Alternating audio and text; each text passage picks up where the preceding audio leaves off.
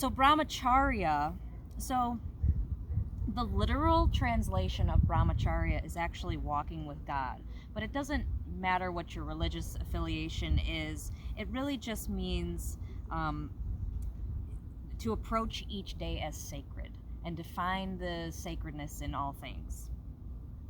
And practicing gratitude will alleviate the need for excessiveness. So that's basically just in a nutshell what the actual what Brahmacharya means in Sanskrit. So moderation, non-excess, approaching each moment with a sense of sacredness, not indulgence. And we overindulge on so many things: work, food, exercise, sleep, binging TV shows, So too much of a good thing is a bad thing, and we want to recognize when we've reached enough and honor enough. And why do we overindulge?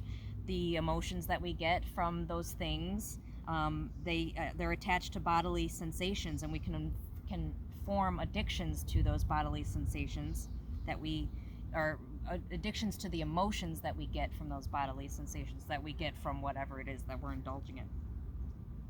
And how do we know when it's not overindulgence? When the pleasure of all those things can be experienced without guilt or aggravations, and if it doesn't keep you preoccupied, then it's not disturbing your inner sense of balance. So,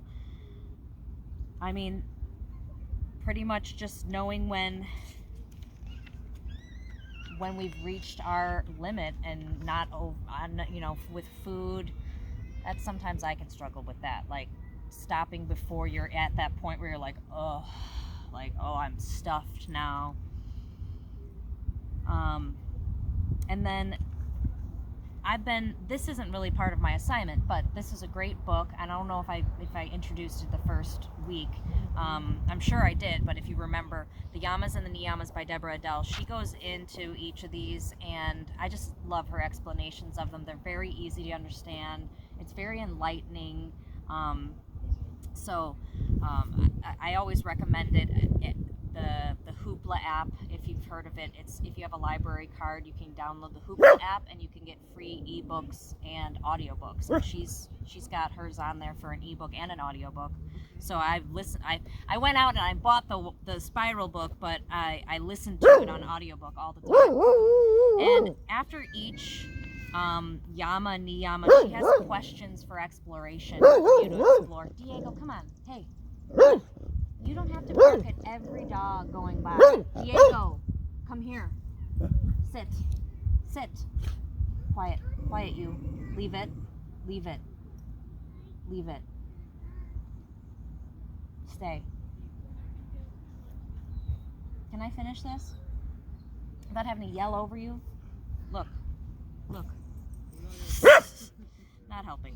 Okay, so for questions for exploration, she says, she takes these week by week, but she says 1 week, live in excess, eat, work, sleep to the point of increased energy, and before the lethargy of excess sets in, no one is enough, and stop there.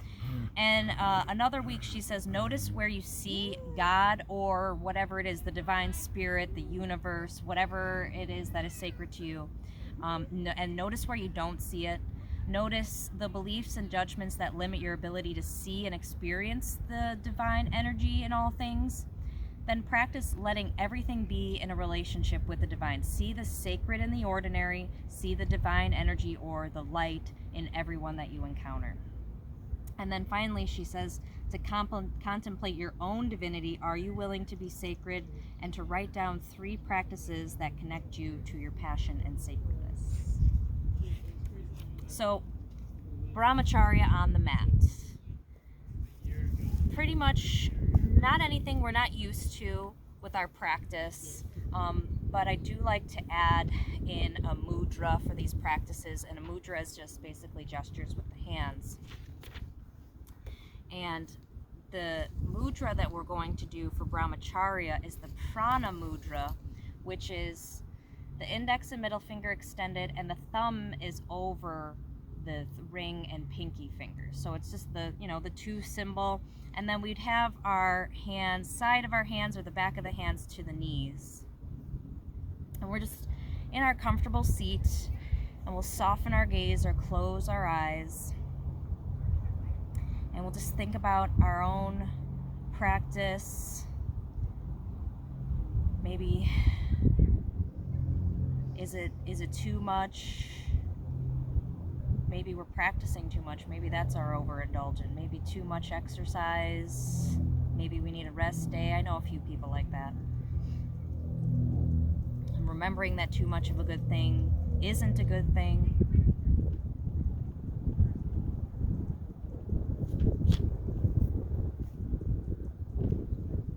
Continuing with the intention of being committed to your practice, yourself, and the right use of your energy. And keeping that all in mind, we're going to take a nice big breath and circle the arms up overhead. Go ahead and release the mudra.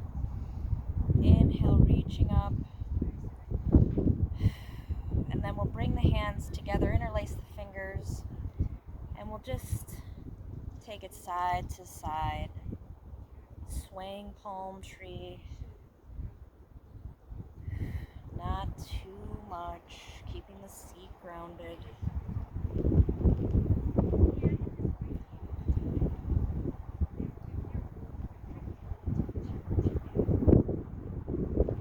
Take it once more, each side. And then go ahead and lower the arms, keeping the hands interlaced. Bring the arms out in front of you. And we'll take a variation of seated cat-cow.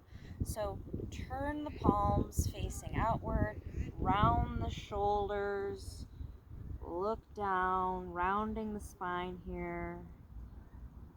And then on an inhale, release that, release your hands, bring the hands back behind your back, interlace the fingers behind you, and open the chest.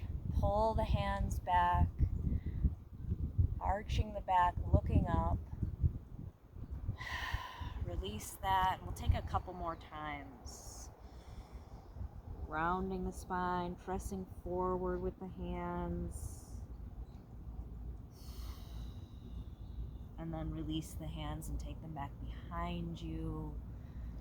Extend the arms, lift the chest, look up. And let's take it one more time. Arms in front. Press the palms forward.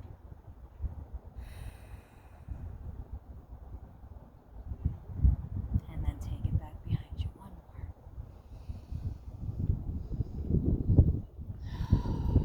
more. Go ahead and release your arms. And we'll take the legs out to staff pose in front of you. And we'll just take a gentle Janusarasana here, just nice and easy, not too much. Opening the legs out wide, sitting up tall. Let's take the torso to face the right leg, hands to the ground, and just start to walk the hands down, not deepening the fold too much, just getting a little stretch there in the back of the leg. Take a deep breath. And then start to walk the hands back. Bring the hands center, and let's do the same thing. Walking the hands center, a little wide-legged, gentle forward fold. Just leaning the body forward, getting just a little stretch there. Not too much, just good enough. And then go ahead and walk the hands back. And we'll take it over to the other side now. Left side. And walk the hands down. Lowering towards the leg, but not having to touch it. Just a gentle stretch.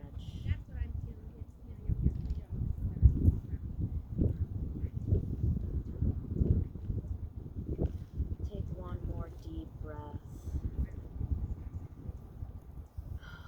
And then walk the hands back. You can bring the legs in. Namaste. Namaste.